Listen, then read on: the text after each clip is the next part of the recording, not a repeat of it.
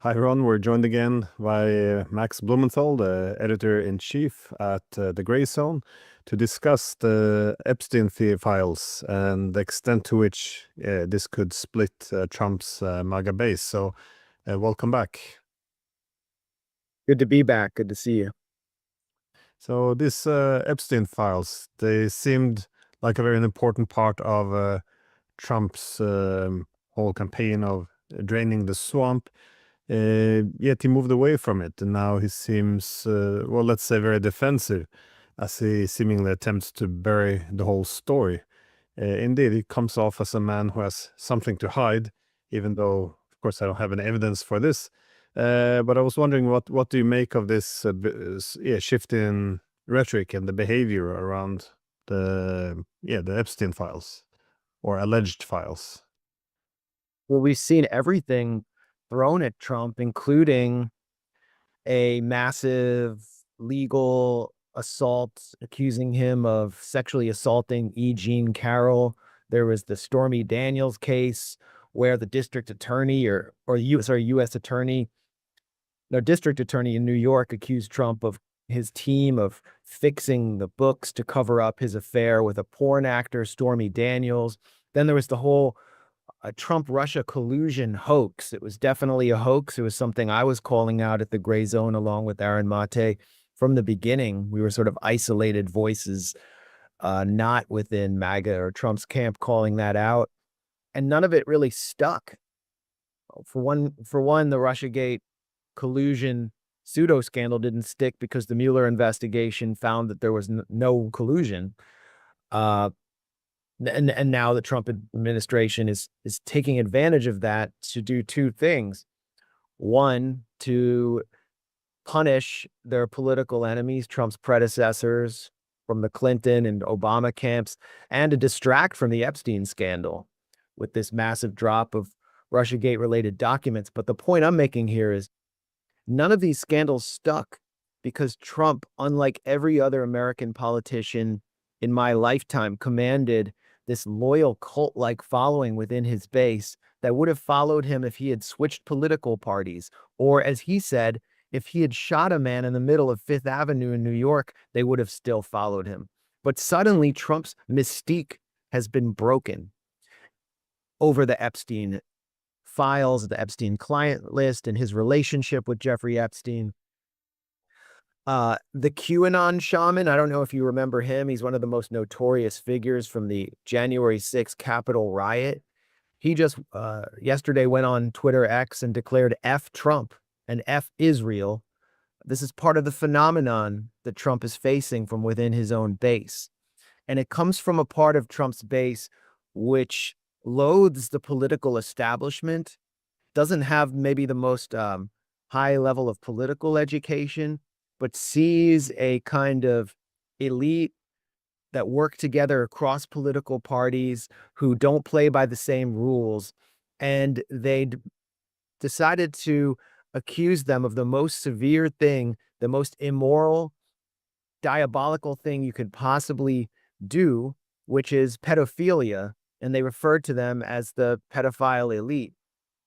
We saw various conspiracy theories consume parts of Trump's base that would keep them aligned with Trump, with the belief that Donald Trump would eventually crack down on the pedophile elite, first through QAnon, which was spawned by a Telegram influencer named Ron Watkins, who I think is former military intelligence, with these Q drops that showed that would illustrate how Trump was going to take on the pedophile elite. Then there was the Pizzagate conspiracy theory, which was based on really strange Instagram posts from and unusual emails that came out in the Podesta files, which implicated in the minds of many Trump followers, people close to Hillary Clinton, as pedophiles who were molesting children in the tunnels and secret passageways underneath a popular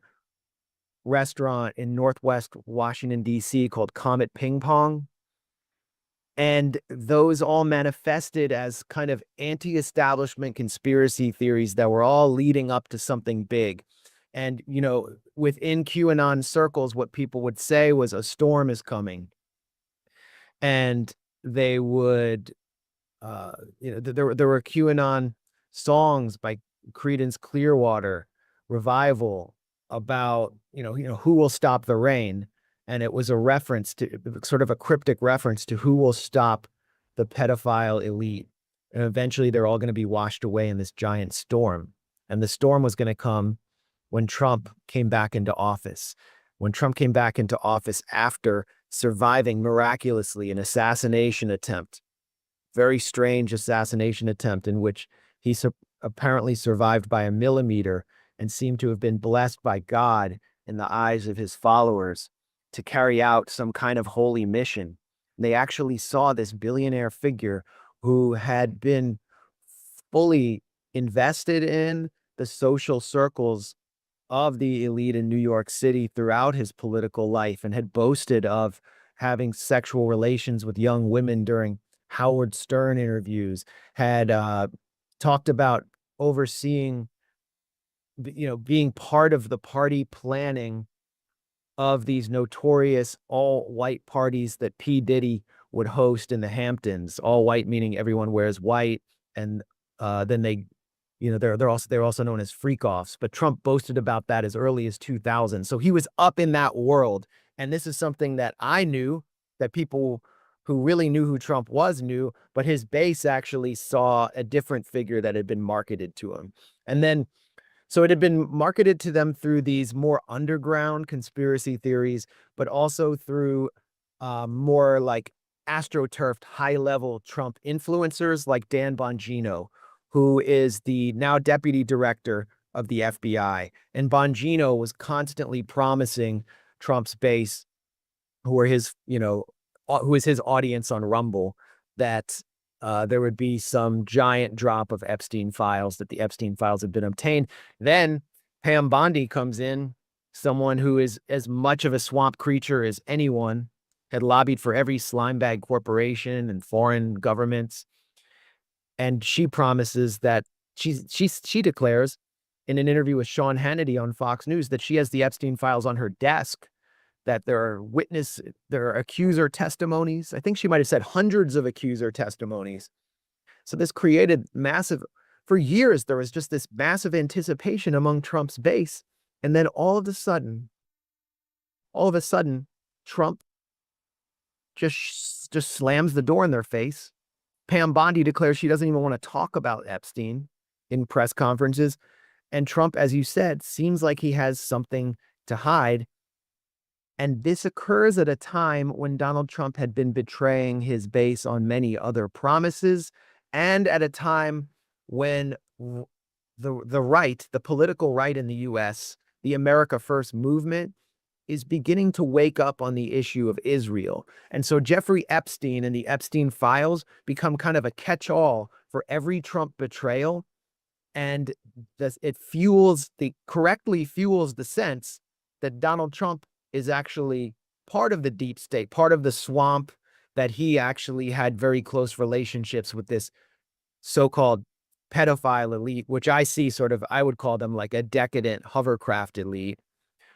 And now Donald Trump is getting his ass kicked left and right by the Democrats over this, and by many of his own influencers. I mean, I mentioned the QAnon shaman. Now CNN is playing Nick Fuentes, who, previously supported, he was seen as supportive of Trump, but he's more like he sort of presents himself as the purest America First influencer.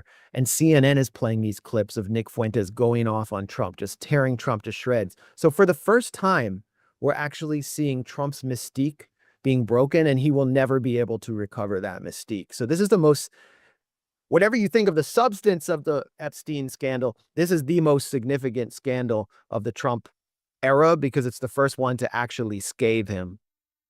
It does, just from his persona, the way he speaks now, it does seem as if he's under immense stress or pressure. But one of his skills, though, as you suggested, has been to manage the media. He can, if there's been whatever was in the news today, he can put something else in the news tomorrow. And Yeah. but it doesn't seem to be working this time. I mean, he tried to dismiss the Epstein files as, he used the word boring, and he's been dead for a long time. Why are you even talking about this? And even going after his own base, telling, "Oh, I don't need you," trashing them. This is it's quite remarkable. I think maybe he bought into the whole notion that he was yeah well, untouchable. But well, one thing that I thought was strange is the way he keeps linking it to the Russiagate hoax. I mean, this again was a real hoax. It was pushed by the Democrats, but now he's saying that the Epstein files are a Democrat hoax. Why is he pushing these two issues together, or is it just trying to benefit or shift the narrative, or what is? How do you read this? He's he's insulting the intelligence of his base and his followers. He thinks that they're so dumb that they'll actually believe that Hillary Clinton and Obama wrote the Epstein files in order to embarrass Trump and that they won't look any further. And these sorts of deflections have worked in the past, partly because the Clintonites and Obama camp have weaponized mis and disinformation against Donald Trump so much in the past. But I think, this is a different era, and younger people who supported Donald Trump or voted for him can clearly see through this. There's so much more to it. As I said, this is a catch-all for various other betrayals, and the biggest betrayal among many younger right-wingers is just the whole concept. They feel like the whole concept of America First has been betrayed by Donald Trump because they see him not only rearming Zelensky and turning his back on his vow to end the Ukraine proxy war, but also being controlled by Netanyahu, being controlled by this foreign state that operates through the same kind of circles that Jeffrey Epstein operated within, that influences Trump through those circles of Zionist billionaires. Jeffrey Epstein was the money manager for Les Wexner, who is one of the most powerful Zionist billionaires in the US. He basically owns half of downtown Columbus, Ohio. He is the head of the board of trustees for Ohio State University. Even after he had to resign from his position as CEO of Victoria's Secret, which was his main company, over his very close relationship with Jeffrey Epstein, Ohio State couldn't dislodge Wexner because he had contributed so much money to the school that he was basically indispensable. And Epstein, what he was doing was like offshoring money for Wexner and in the Virgin Islands. So you would pay no taxes, and then Epstein would get all these gifts from Wexner, like a townhouse in the middle of New York City, a luxury townhouse for nothing. His neighbor, Jeffrey Epstein's neighbor in that townhouse, who bought his townhouse through a shell company controlled by Wexner and Epstein, was Howard Lutnick, who was at the time the CEO of Cantor Fitzgerald. And Howard Lutnick is now Trump's commerce secretary. So it's pretty bad optics when Donald Trump goes out there and insults his base on the tarmac when he's about to get into Air Force One, and Howard Lutnick is standing right there next to him. Howard Lutnick is also very influential in the Chabad Lubavitch cult, which has very close links to the Israeli settler movement and backs many of the messianic fascistic figures in Netanyahu's coalition. So it all feeds into this sense that Trump is hiding something about his ties to Israeli intelligence. Tucker Carlson came out at TPUSA, which is the big gathering of conservative youth, hosted by someone named Charlie Kirk, whose career, he was basically a conservative child influencer. Ever since he was a teenager, he's been on the track to basically lead the conservative movement. His career was completely fueled by pro-Israel money, by Zionist money. And Charlie Kirk suddenly finds himself presiding over a conference where Tucker Carlson, the keynote speaker, the most influential speaker, gets up and says Jeffrey Epstein was Israeli intelligence, and that's why Trump is covering this up. And something that I've never seen happen before took place as a result of that. The Israelis themselves got frightened by Epstein. A domestic U.S. scandal actually frightened the Israelis.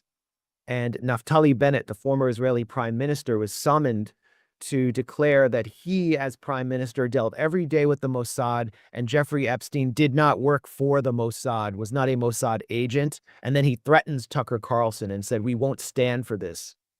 Another Israeli intelligence connected figure, Amichai Chikli, who is the Minister of Diaspora Affairs, also denounced Tucker Carlson and issued a veiled warning to Charlie Kirk because Israel has so much leverage over Charlie Kirk, having funded his career. And it's all like this whole relationship between Israel and the conservative movement is cracking up over Jeffrey Epstein. It's amazing to see it.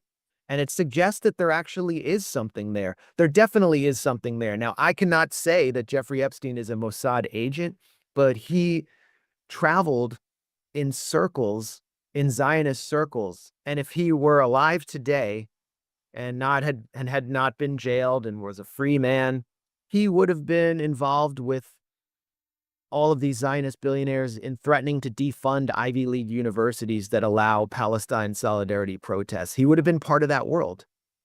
So this is, I think, why Epstein, one of the reasons why Epstein threatens the movement or threatens the elites around Donald Trump and why they're seeking to bury the files, as well as the fact that Donald Trump has had a very close personal relationship with Jeffrey Epstein, and there may be photos of Donald Trump in a compromising position. As the journalist Michael Wolff, who knew Jeffrey Epstein, who spent time with Jeffrey Epstein, who interviewed Jeffrey Epstein for many hours, has said, Michael Wolff has said, and I mean, he's been shown to be unreliable in the past, but he has said that the FBI seized photos, including one showing Donald Trump with topless girls by Epstein's pool sitting on his lap, seized those from Jeffrey Epstein's safe. And that's what the Epstein files are. There are also 16 hours of footage recorded by Steve Bannon, Trump's former chief of staff, and he's basically refused to release those 16 hours of footage of him and Jeffrey Epstein having friendly conversations and interviews.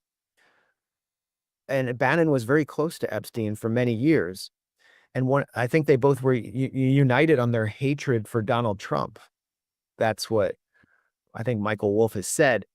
So I think there are two things going on here. There's the geopolitical danger of Jeffrey Epstein to the special relationship with Israel, and there's the personal relationship that Donald Trump enjoyed, in which Trump appears to have been compromised by. Well, I thought that almost was established that he was a Mossad agent, but the main operation was to get politicians, businessmen in compromising position in order to extort favors for influence. But if he's not Mossad or a agent of Israel, at least how else is his background being explained, or do we know anything else about his associations? I mean, what we know is that he had very close relationships with figures who functioned as kind of like Israeli intelligence assets or Israeli cutouts in the United States.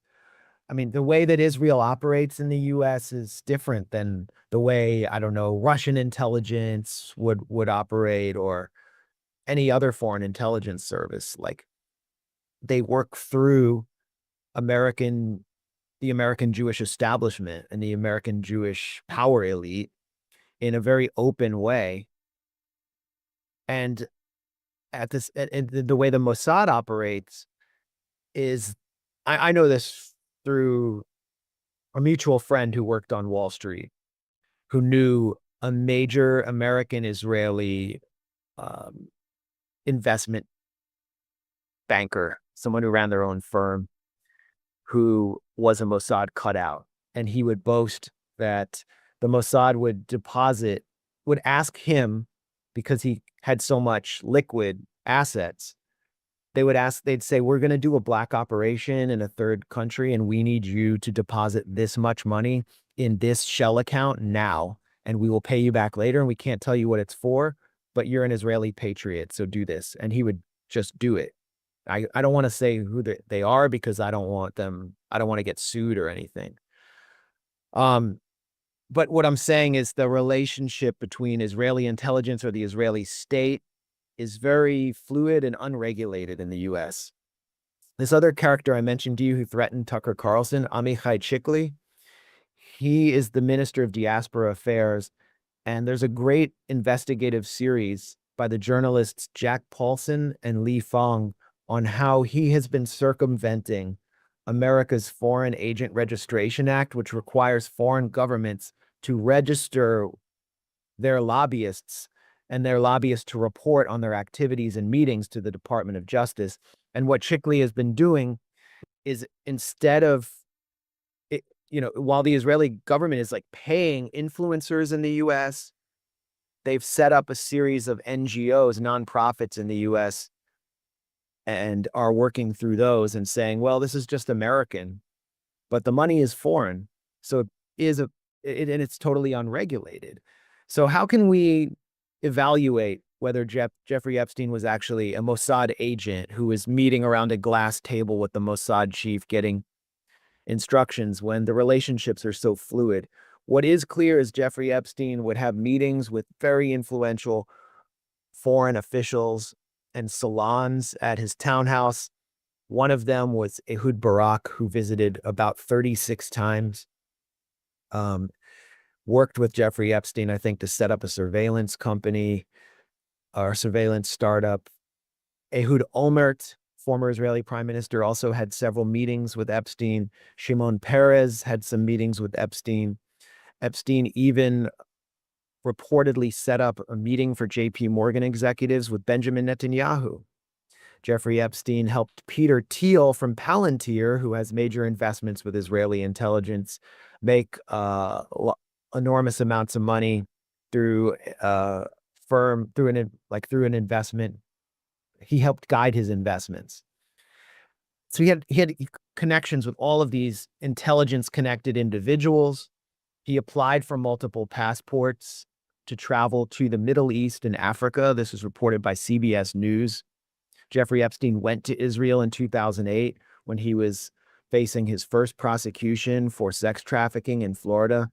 And then there's the Daily Beast report, which claimed that Alex Acosta, the Florida prosecutor, was told to back off Epstein because he, quote unquote, belonged to intelligence.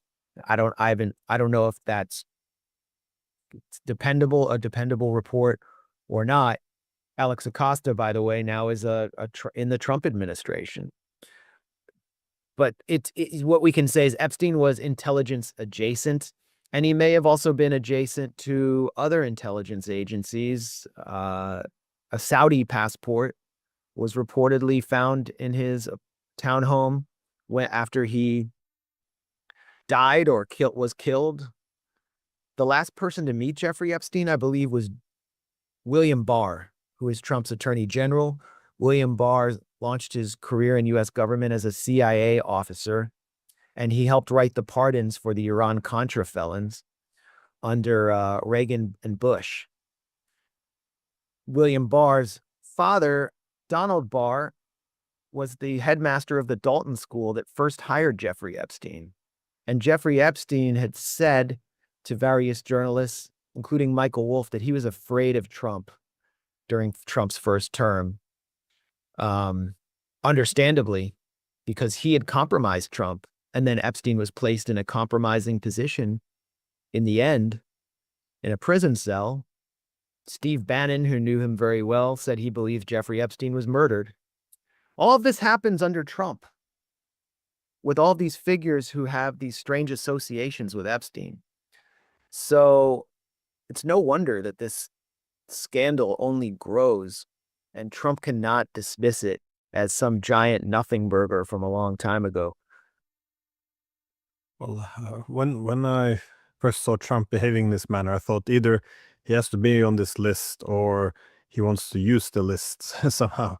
Yeah, for for pressure, but it does appear from all of this that, well, his name are on some of these flight logs, so it does look suspicious. My last question though was just about what this means for the future relationship with Israel, because for a long time in the United States, it looks as if patriotism has been linked uh, very close to being pro-Israel, in which, it's especially among the conservatives, where this is impossible to say anything critical of Israel. So this is something completely new, it seems to me, that you have people not, well, so far in the media, at least alternative media, the Candace Owens, the Tucker Carlsons, all them being very vocal about why are we subordinating our interest to Israel. Again, this is the whole America first. If the US would get out of the Middle Eastern wars, it has to put America above Israel. But do you see this, because I only seen it in the media sphere so far, do you see this having some influence on actual politics? Well, let's see. There's an interactive poll, a Polymarket interactive poll that just came out on July 21st that's showing that Trump's approval among Americans aged 18 to 29 has gone down from 55 points in early February, which is very high for a US president, especially a Republican. The Democrats typically had commanded the youth in the past. 55% in early February to 28% in July. So a 54-point negative swing for Donald Trump in just those few months. And I think a lot of it has to do with Gaza, with Palestine, with seeing images of shredded babies day after day and associating Trump with that. I mean, this really destroyed Joe Biden and Kamala Harris as well, their association with the Gaza genocide. Young people are paying attention like never before. Yesterday I arrived in New York, or actually just like hours ago, I arrived in New York City, got out of a train and saw a giant Palestine march proceeding up 7th Ave, and I joined it. And it stretched several blocks, and you would see in the march very kind of like almost like professional managerial class looking people, like people who had just gotten out of work, uh, normie looking white progressive people who just look like the kind of urban cadre that works in New York City. And as the march proceeded up 7th Ave, people would come out onto the sidewalks to cheer for it. And cars passing by were honking in support. Vendors were cheering in support. Something is going on, and it's like bigger. It is about Palestine, but it's bigger than Palestine. A backlash is taking place. A backlash is taking place in New York City in the form of Zohran Mamdani's mayoral campaign, kind of a 34-year-old assembly member slash influencer looks set to become the next mayor. And this is someone who favors boycotting Israel, and has said that he would arrest Netanyahu if he arrives in New York City, which is causing this giant meltdown. On the right, you can see there is a total lack of enthusiasm among the America First influencers for Israel, and Epstein for them is the symbol of everything that's wrong with Israel. This kind of corrupt elite that's controlling government in the United States through blackmail. It may be a little too sophisticated for them to make AIPAC that symbol. So Epstein is a convenient symbol, and it's going to play out for a generation. Israel is losing everyone. They're losing Catholics this week, sending out their own Zionist influencers to attack the Pope for condemning an Israeli attack on a Catholic or Orthodox church in Gaza, attacking the Pope, the new Pope, Leo, as a kind of Nazi for his condemnation of that. One of the biggest Catholic youth influencers, Michael Knowles, has spoken out for the first time against Israel. And Benjamin Netanyahu attempted to curry influence with popular podcasters when he arrived for his last visit to the US. It was his fourth visit this year. He's constantly tending to this relationship that's collapsing, that's fraying at the edges. So the Trump White House set up an interview for Benjamin Netanyahu with the Nelk Boys, who are popular like frat bro type influencer podcasters. As vacuous as they sound, they market like an alcoholic seltzer and nicotine packs. There's almost no substance there. Like their whole podcast is based around, watching them get drunk and play pranks and so on. And the questions for Netanyahu were fed to them by Netanyahu's team. And they asked him, do you like do you like McDonald's or Burger King? Which do you like better? And like, do you like the Whopper? And they're asking him these questions while Israel is deliberately starving the people of Gaza. And the images are pouring out of Gaza of skeletal children and skeletal people collapsing in the streets. This becomes a huge scandal for the Nelk Boys. They wind up having to host some of the biggest anti-Israel and even anti-Jewish influencers like Nick Fuentes to mollify their followers. And in a follow-up live stream, they declare that someone had told them that they just interviewed the modern-day Hitler, and that actually seems to be the case. So, I mean, it's all collapsing at the grassroots level, and all Israel has is its established bribery networks like AIPAC to hold on to the elite. And how long can that last? Well, it is interesting though that after all of this, not just making the Ukraine war his, the calling for the ethnic cleansing of Gaza, every man, woman, and child, attack on Iran, that the Epstein Files is what might sink Trump's presidency. But again, I think you're right. I think it's probably the genocide that has turned most people against Israel, and this, I guess, just piles on, and it's important for those who see this as the final nail in the coffin of their dreams of Trump being this America firster to drain the swamp. So Yeah, just to kind of summarize what I'm trying to say, because American politics from the outside can be hard to understand. The United States, our unofficial religion is anti-communism. Like any critique of the capitalist economic system is officially discouraged, and you are painted as anti-American.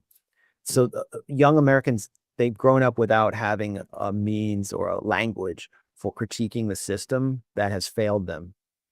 And anti-war activity, Palestine solidarity is painted as almost like a form of bigotry, as Jew hatred, as disloyalty to our military. It has been since the war on terror. So it's so hard for many people to find, particularly if they don't have like a higher education, didn't go through the academic world. It's hard for them to find a language to critique this system that has betrayed them, that's lying to them.